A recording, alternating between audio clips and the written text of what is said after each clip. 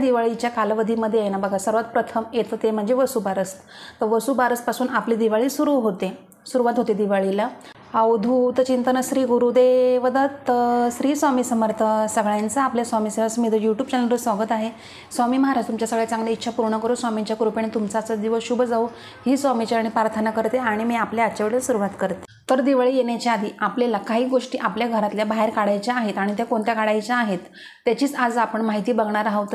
तर तुम्हाला आज मी सगळी माहिती देणार आहे. दिवाळीनिमित्त आपल्याला कोणत्या गोष्टी अशा घरामध्ये ठेवायच्या आहेत आणि कोणत्या नाही ठेवायच्या आहेत ते मी तुम्हाला सांगणार आहे. तर कृपया सगळ्यांनी व्हिडिओ पूर्ण बघा, म्हणजे कसं तुम्हाला सुद्धा काही गोष्टी समजून जातील. तर दिवाळी येण्याच्या आधी आपल्याला काही गोष्टी घराच्या बाहेर काढायच्या आहेत आणि काही गोष्टींची बघा आपल्याला काळजी घ्यायची आहे. तर त्या कोणत्या गोष्टी आहेत त्या मी तुम्हाला सांगते. त्याच्या आधी तुम्हाला सांगेल, तुम्ही नवीन असेल तर आपल्या चॅनलला सबस्क्राईब करा जर अजून केलं नसेल तर. आणि जर तुमची काही शंका असतील, तुम्हाला जर काही मला विचारायचं असेल, काही प्रश्न असतील तर मला नक्कीच तुम्ही कमेंटद्वारे मला विचारू शकता. तर कमेंट बॉक्समध्ये मला तुम्ही कमेंट करू शकता. तर दिवाळी हा सण आहे ना बघा, लक्ष्मी मातेच्या सेवेसाठी खूप प्रभावी हे दिवस मानले जातात. त्यामुळे बघा आपल्याला काही गोष्टी घराच्या बाहेर काढायच्या आहेत. तर त्या कशासाठी काढायच्या आहेत ते तुम्हाला मी पुढे सांगते. दिवाळीच्या कालावधीमध्ये आहे ना बघा, सर्वात प्रथम येतं ते म्हणजे वसुबारस. तर वसुबारसपासून आपली दिवाळी सुरुवात होते दिवाळीला. तर पहिली येते ती वसुबारस, नंतर येते ती धनत्रयोदशी धनतेरस, आणि नंतर येते ती म्हणजे आपली नरक चतुर्दशी, आणि त्याच्यानंतर आहे लक्ष्मीपूजन, आणि नंतर आहे दिवाळी पाडवा, आणि त्याच्यानंतर शेवटला आहे भाऊबीज. तर हे असे जे दिवस असतात ना तर ते खूप महत्त्वाचे असतात. तर हा जो काळ असतो ना, कालावधी असतो ना दिवाळीचा, तर तो बघा लक्ष्मी मातेच्या आहे ना सेवेसाठी आहे ना अति उच्च काळ मानला जातो. आणि या सगळ्या दिवसांमध्ये आहे ना आपण आहे ना लक्ष्मी मातेची जास्तीत जास्त सेवा करत असतो. आता जो तो प्रत्येक व्यक्ती ज्याच्या त्याच्या याच्याने करत असतो, ज्याला जसं जमेल तसं सेवा करत असतात, पूजा करत असतात. म्हणूनच आपल्याला बघा या दिवाळीच्या काळामध्ये आहे ना जास्तीत जास्त लक्ष्मी मातेची आपल्याला सेवा करायची आहे. याच्यामधली जी प्रभावी सेवा असते लक्ष्मी मातेची, तर ती तुम्हाला मी कालच व्हिडिओ केलेला होता. तुम्ही बघितला असेल का नसेल बघितलं मला माहिती नाही, तुम्ही चेक करा. व्हिडिओ आहे आपल्या स्वामी सेवा समिती यूट्यूब चॅनलवर व्हिडिओ आहे, तुम्ही चेक करा. तर कालच मी ती सेवा तुम्हाला सांगितली होती. ती अतिशय प्रभावी सेवा आहे. तर ती आहे म्हणजे दीपावली संच. तर दीपावली संच हा आपल्याला आपल्या स्वामींच्या केंद्रातून भेटत असतो आणि गुरुमाऊली ही सेवा अर्थात आपल्या स्वामी भक्तांना सांगत असतात. तर तुम्ही सुद्धा ही संधी वाया घालवू नका. तर जे नवीन असतात तर त्यांना बघा काहीच माहिती नसतं दीपावली संचाविषयी. आता जे नवीन आहेत स्वामी सेवेकरी त्यांना काहीच माहिती नाही. तर आमचा एक असा प्रयत्न असतो तुमच्यापर्यंत जास्तीत जास्त व्हिडिओ शेअर करायचा, कारण कसं दीपावली संचाबद्दल तुम्हाला सांगत आहे मी. तर सेवा करत आहे तर त्यांना माहिती आहे, पण जे बघा नवीनच असतात त्यांना काहीच माहिती नसतं. तर त्यांनासुद्धा माहिती मिळणं तितकंच महत्त्वाचं असतं. म्हणून मी तुम्हाला सांगणार, तुम्ही जर बघितला नसेल अजून तो व्हिडिओ तर तुम्ही व्हिडिओ बघा तो. तर आता आपण जाणून घेऊया आपल्याला अशा कोणत्या गोष्टी आहेत तर त्या आपल्याला घराच्या बाहेर काढायच्या आहेत दिवाळी येण्याच्या आधीच. तर बघा आपलं जर घर स्वच्छ असेल तरच लक्ष्मी माता आपल्या घरामध्ये प्रवेश करणार आहे. आणि जर एकीकडं आपलं सगळं घर अस्वच्छ असणार आहे तर आपण कितीही जरी सेवा केली, कितीही पूजा अर्चा केली तरी त्या सेवेचं आपल्याला फळ भेटत नाही. मग आपण असा विचार करतो, आम्ही इतकी सेवा करतो, इतकं आम्ही सगळं काही करतो तरी आम्हाला त्या सेवेचं फळ भेटत नाही, आमची इच्छा का पूर्ण होत नाही. लक्ष्मी मातेला काय प्रिय आहे तर लक्ष्मी मातेला स्वच्छता प्रिय आहे. घरामध्ये स्वच्छता असते तर त्या घरामध्ये फक्त माता लक्ष्मी असते, प्रवेश करत असते, तिथंच असते, तिचा अखंड वास असतो लक्ष्मी मातेचा. आणि तुम्हाला सांगते मी, जिथे अस्वच्छता असते तिथे कधीही लक्ष्मी नसते, माता लक्ष्मी कधीच नसते, तिथे फक्त असते ती म्हणजे अलक्ष्मी.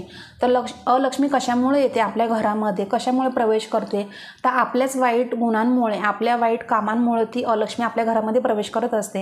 आणि आपलं जर घर स्वच्छ असेल तर बघा तिथंच आहे ना बघा आपण जी काही सेवा करतो, पूजा करतो ना, तर तिथेच फायदा होतो आणि आपली इच्छासुद्धा पूर्ण होते. आता दिवाळी आली, आता आपल्याला माहिती आहे अगदी 7-8 दिवस राहिलेले आहेत आणि बरेच महिला, सगळ्या ताई, माझ्या सगळ्या मैत्रिणी करत असतात साफसफाई, मला माहीत आहे. तरी माझं सांगायचं काम आहे तुम्हाला, म्हणून मी सांगत आहे. तुम्हाला ज्या काही वस्तू सांगणार आहे आपल्या घरामध्ये काय ठेवायचं आहे आणि काय नाही ठेवायचं आहे ते मी तुम्हाला सांगणार आहे. आणि त्या वस्तूंपैकी म्हणजे एक जरी वस्तू तुमच्या घरामध्ये जर असली तर ती वस्तू नकारात्मकता पसरवण्याची वस्तू आहे, त्यामुळे तुम्हाला ती आजच घराच्या बाहेर काढायची आहे. सगळ्यात महत्त्वाचं तुम्हाला मी सांगते, आपल्या घरामध्ये जर बघा सकारात्मकता ऊर्जा जास्तीत जास्त जर राहिली तरच आपण केलेल्या पूजा अर्चेचे आपल्याला फळ भेटत असतं. आणि काही नकारात्मकता वस्तू असतात त्या आपल्या घरातूनच त्या वस्तूमधनं होत असतात, तर त्या आधी आपल्याला घराच्या बाहेर काढायच्या आहेत. आता वास्तुशास्त्रानुसार आहे ना बघा आपल्या घरामध्ये ज्या काही वस्तू असतात तर त्या काही सकारात्मक आणि काही नकारात्मक, तर त्या वस्तू अशा निर्माण करतात. तर त्या वस्तूंचा आपल्या जीवनावर काही सकारात्मक आणि काही नकारात्मक परिणाम होत असतो. तर प्रत्येक वस्तूंची अशी ठराविक ऊर्जा असते. तर आता नीट लक्ष देऊन तुम्ही ऐका. तर सर्वात प्रथम आपण जाणून घेऊया ते म्हणजे आहे देवघर. तर देवघरामध्ये बघा तुटलेले मूर्त्या, फोटो पूजू नये असं म्हणतात. कारण त्याने काय होतं, आपल्या जीवनावर वाईट परिणाम होतो आणि काही आर्थिक अडचणींना आपल्याला सामोरं जावं लागतं मग. आणि बघा तसंच तुम्हाला सांगेल, आपण वारंवार आता समजा कुंकू वगैरे लावून, अष्टगंध वगैरे लावून अशा पण मूर्त्या असतात, त्यांना डाग पडलेले असतात, तर त्यासुद्धा तुम्हाला स्वच्छ करायच्या आहेत. आणि काही गोष्टीचं बघा तुमच्या देवघरामध्ये जर असतील, आता मूर्ती समजा एखादी अशी काही खंडित झालेली असेल म्हणजे नाही का, तर ते तुम्हाला तसं काही ठेवायचं नाही आहे घरामध्ये. तर सगळं काही तुम्हाला व्यवस्थितच देवघरामध्ये जास्त अडचण करायची नाही आहे, तर सगळं व्यवस्थित ठेवायचं आहे. देवघरामध्ये सुद्धा तुम्ही जे तुम्हाला लागत नाही आहे ना, तर ते तुम्ही पाण्यामध्ये प्रवाहित करून द्यायचं आहे. आणि त्याच्यानंतर आहे ते म्हणजे ग्रंथ. तर ग्रंथसुद्धा बघा आपल्याकडे जे असतात, तर आपण काय करतो, कुठं गेलो, कोणत्या मंदिराला, देवदर्शनाला आपण गेलो तर आपण ग्रंथ घेऊन येतो. पण बघा तुम्हाला मी सांगेल, आपण काय होतं त्याने, जे चांगले ग्रंथ असतात ते आपण ठेवायचे आहेत. आणि जे फाटलेले वगैरे असतात नाही का, वरचं कवर वगैरे फाटलेलं वगैरे असतं, तर फाटलेले जे ग्रंथ असतात ते तुम्ही काय करायचं आहे, असं ठेवायचं नाही आहे घरामध्ये, फाटलेले ग्रंथसुद्धा. तर ग्रंथसुद्धा आपल्याकडं सगळं काही चांगलेच राहिले पाहिजे आणि ते व्यवस्थित ठेवायचे आहे. म्हणजे त्या वस्तूची सुद्धा अशी ठराविक ऊर्जा असते. तर अशी तुटलेली मूर्ती वगैरे किंवा फोटो वगैरे असं काही ठेवायचं नाही. तर आपल्याला काय होतं, हे सगळ्यात वाईट आहे, कारण आपल्याला आर्थिक संकटांना सामोरं जावं लागतं. आर्थिक आपली घरातली जी काही परिस्थिती असते तर ती संपुष्टात येते. आणि फाटलेले वस्त्र वगैरे सुद्धा असतात देवांची काही काहींच्या घरामध्ये, तर ते सुद्धा आपल्याला ठेवायचे नसतात कधी घरात. तर अशा मूर्ती वगैरे येणं, तुम्ही हे सगळं काही येणं तुम्ही पाण्यामध्ये प्रवाहित करू शकता. आणि जर अशा काही गोष्टी तुमच्या देवघरामध्ये जर असेल तर तुम्हाला आधी त्या बाहेर काढायच्या आहेत. आता दिवाळीसुद्धा येणार आहे आणि कसं आपण प्रत्येक दिवसाला अनन्यसाधारण असं महत्त्व असतं. आपण कारण आता बघा, आपण स्वामीसेवकरी कसं असतं, आपल्याला दर महिन्याला सेवासुद्धा असतात नाही का. तर त्यामुळे मी तुम्हाला सांगणार, कारण कसं आपण केलेल्या सेवेचं ते आपल्याला फळ भेटलं पाहिजे. त्यामुळं आपण जेवढी स्वच्छता ठेवू तेवढं आपल्यासाठी तितकंच चांगलं असतं. दुसरं आहे ते म्हणजे किचन. तर बघा आपल्याला सवय असते, आपण वारंवार काय करतो, आता माहेरची भांडी असली, सासरची असली का आपण सगळं काही जमा करून ठेवायची आपल्याला एक सवय असते. आपल्या सगळ्या महिलांचं आवडीचं असतं ते म्हणजे किचन. तर किचन म्हणलं का आपण काय करतो, खूप अशी भांडी, खूप अशी पसारा आपण ठेवत असतो भांड्यांचा. बघा जी काही जुनी भांडी असतात आपली, आता समजा ग्लास असतात, वाट्या असतात, तर त्यांना चिरा पडलेल्या असतात नाही का, तर त्यासुद्धा आपल्याला ठेवायच्या नसतात किचनमध्ये. तर त्यानेसुद्धा आहे ना आपल्या घरामध्ये ना आपल्यावर वाईट परिणाम होतो. म्हणजे नकारात्मकता ती ऊर्जा आपल्या घरामध्ये होत असते. त्यामुळे मी तुम्हाला सांगणार आहे, बघा अशी तुटलेली समजा आता कपं वगैरे असतात, चिर पडलेली कपं असतात, त्यांचे दांडेसुद्धा असे तुटलेले असतात, तर असं काही ठेवायचं नाही. आणि प्लॅस्टिकचे डबे वगैरे असतात, तर त्याचीसुद्धा झाकणं तुटलेली वगैरे असतात. तर प्लॅस्टिकचे डबे वगैरे जर असेल ते सुद्धा तुम्हाला सगळं व्यवस्थित ठेवायचं आहे. मोजकीच भांडी ठेवायची आहे, पण ती एकदम सुंदर अशी व्यवस्थित ठेवायची आहे तुम्ही. आणि तुम्हाला सांगणार आहे, बघा जे काही आपल्याला लागत नाही ना, जुनं जे काही असेल सगळं भांगार, ते सगळं काढायचं आहे. म्हणजे आता किचनचा पोटमाळा असतो वरचा, तर तो आपण कधीच स्वच्छ करत नसतो. तर आपण लक्ष्मीप्राप्तीची अशी अतिशय उच्च कोटीची सेवा करणार आहोत दिवाळीमध्ये. तर त्यामुळं आपल्या घरातली जे काही असेल ते सगळं आपल्याला बाहेर काढायचं. आपल्याला नवीन घ्यायची सुद्धा हौस असते, पण आपण जुनं काहीच काढत नसतो. तर आपण काय करतो, कधी कुठं गेलो का, एखादं भांडं आवडलं का घेतलं, एखादं प्लेट आवडली तर घेतली, म्हणजे आपण असं करतो. त्याने काय होतं ना, खूप असा पसारा होतो आपल्या घरामध्ये. भांडी म्हणलं का आपल्याला खूप अशी भांडी आवडतात, पण तो जास्त पसारा होतो. आणि काय होतं मग ते वर्षानुवर्षे अशीच भांडी राहतात, अशीच राहतात. आणि मग त्याला काय होतं, गंज पकडतो, कुठे काही चिरा पडतात. तर अशा काही गोष्टी असतात त्या तुम्हाला आधी घराच्या बाहेर काढायच्या आहेत. आता या गोष्टी छोट्या आहेत दिसायला, पण त्यातूनच नकारात्मकता सगळी बाहेर पडत असते आणि ती आपल्याला हानी पोचवत असते. त्याच्यामुळे काय होतं बघा, घरामधला जो पैसा आपण कमवून आणतो कष्टाने, तर तो पाण्यासारखा नुसता खर्च होऊन जातो. पैसा येतो आपल्याकडे, पाहिजे तेवढा पैसा येतो, पण तो टिकत नाही. तर त्याचं कारण हेच असतं. तर त्यामुळे मी तुम्हाला सांगणार आहे की आपल्या घरामध्ये तुटलेली भांडी अजिबात ठेवू नका. तर लिमिटेडच ठेवा, पण व्यवस्थित ठेवा. मोजकीच भांडी ठेवा, पण अगदी चांगली ठेवा. आता तिसरं आहे ते म्हणजे कपडे. तर कपडे बघा आपल्या महिलांचं कसं असतं, आपण जर बाहेर गेलो, आपल्याला एखादी साडी आवडली तर आपण लगेच साडी घेतो, ड्रेस घेतो, म्हणजे अशा काही गोष्टी असतात. तर आपण काय करतो, वारंवार तशाच ठेवतो. म्हणजे वर्ष, 2 वर्ष, 3 वर्ष त्या वस्तू म्हणजे ती कपडे आहे ना तशीच पडून असतात. तर आपण काय करतो, आपल्याला वाटतं आपण कधीतरी घालणारच आहोत, आपण घालणार आहे, आपण ठेवून देऊ, पण आपण कधीच ते घालत नसतो आणि आपण नवीनही घेत राहतो. मग त्यामुळे काय होतं बघा, कपड्यांमुळे सुद्धा आहे ना आपल्या घरात नकारात्मकता ऊर्जा निर्माण होते, तर ती कपडे ना तुम्हाला मी सांगणार, एखाद्याला तुम्ही गोरगरिबांना देऊन टाका, पण आपल्या घरामध्ये कधीच ठेवायचे नाही जुने कपडे. पण ड्रेस वगैरे असतात आपल्याला जे येत नाही ते सुद्धा आपण ठेवतो. आणि समजा तुमच्या मिस्टरचे कपडे किंवा मुलांचे कपडे जे त्यांना येत नाही तरी तुम्ही ते वारंवार ठेवता तसेच घरामध्ये, वर्षानुवर्ष तसेच पडलेले असतात, तर ते सुद्धा एक चांगलं नसतं. म्हणजे कपडे असे घरामध्ये ठेवणं चांगलं नसतं. तर असं जर काही असेल तर तुम्हाला ते आधी बाहेर काढायचं आहे. आणि त्याच्यानंतर आहे ते म्हणजे आरसा. तर तुटलेला आरसा कधीही घरामध्ये ठेवू नये, ते सुद्धा चांगलं नसतं. आणि त्याच्यानंतर आहे ते म्हणजे इलेक्ट्रॉनिक वस्तू. तर आता इलेक्ट्रॉनिक वस्तू असतात, आता बघा काही काही खराब असतात तरी आपण त्या तशाच ठेवतो, तर त्याला गंज वगैरे लागतो नाही का, तर आपण ते तशाच ठेवतो, आपलं काही लक्ष नसतं. तर वर्षानुवर्ष तशाच गोष्टी पडलेल्या असतात. आता बघा काही काहींचे फॅन असतात तर फॅनचे कलर गेलेले असतात, काही काहींचं कसं फॅनचा आवाज येत असतो तरी ते तसंच वापरतात, यूज करतात. तर बघा अशा काही गोष्टी असतील तर ते तुम्हाला लगेच आहे ना चेंज करायच्या आहेत. तर फॅन तुमचा जर असा खराब वगैरे असेल, तर असं म्हणजे आवाज येत असेल फॅनचा, तर आधी तो तुम्ही रिपेअर करा. तर असे सुद्धा तुम्हाला काही गोष्टी ठेवायच्या नाही आहे. तर बंद घड्याळ कधी घरामध्ये ठेवू नये. त्याच्याने काय होतं, बंद घड्याळ जर असेल तुमच्या घरामध्ये तर तुम्ही ठेवू नका. जर तुम्हाला ते वापरायचं असेल तर तुम्ही ते आधी रिपेअर करून घ्या. तर बंद घड्याळ कधीही घरामध्ये ठेवू नये, त्याने काय होतं आपली प्रगती होत नाही. आता सर्वात महत्त्वाचं तुम्हाला सांगते मी, बघा आपल्या घराचा जो मुख्य दरवाजा असतो तो आपल्याला बघा आता रोज तर शक्य होत नाही, कोणालाच शक्य होत नाही रोज, हे मी समजू शकते.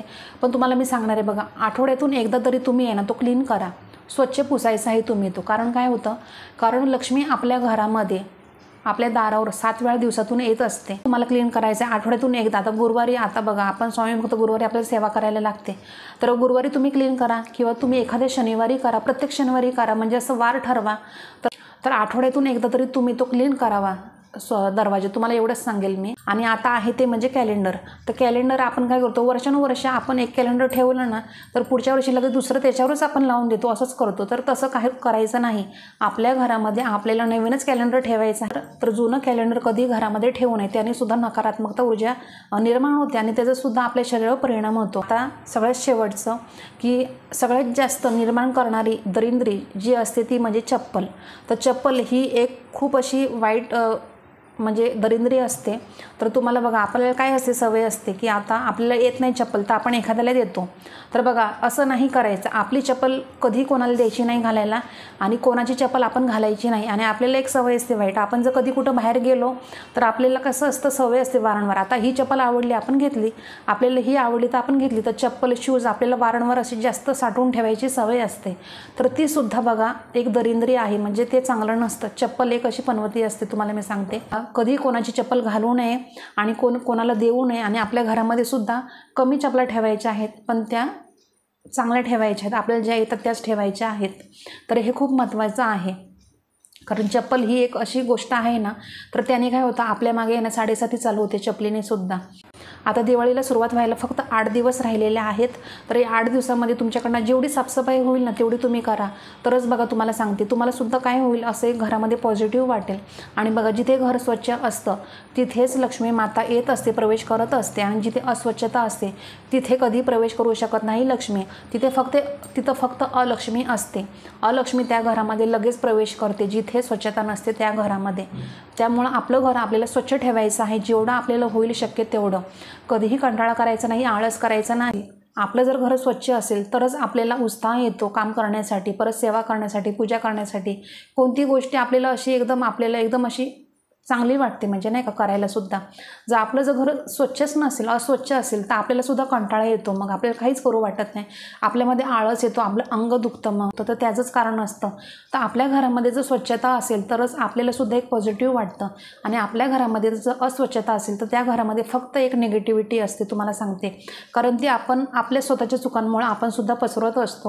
तर आपण जेवढं घर आपलं स्वच्छ ठेवू, आपण आपले विचार जेवढे पॉझिटिव्ह ठेवू तेवढंच आपल्यासाठी सुद्धा चांगलं असतं. तर अशा काही गोष्टी तुमच्या घरामध्ये जर असेल तर तुम्हाला आधी त्या घराच्या बाहेर काढायच्या आहेत दिवाळी येण्याच्या आधी. आता दिवाळीला सुरुवात व्हायला फक्त 8 दिवस राहिलेले आहेत. 8 दिवस तुमच्याकडे वेळ आहे.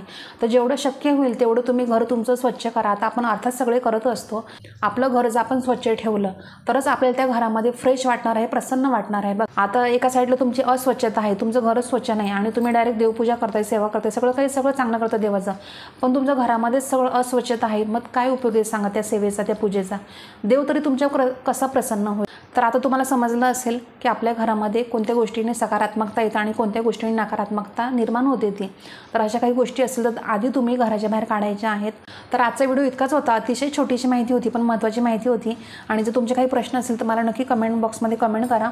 तर आजचा व्हिडिओ आवडला असेल तुम्हाला तर नेहमीप्रमाणे व्हिडिओला लाईक करा, शेअर करा, सबस्क्राईब करा आणि कमेंट करायला कोणी विसरू नका. तर आपण दररोज अशा नवीन व्हिडिओमध्ये भेटत जाऊ. आणि आजचा व्हिडिओ मी आपल्या स्वामी समर्थ महाराजांनी रुजू करते आणि इथंच थांबते. धन्यवाद. श्री स्वामी समर्थ.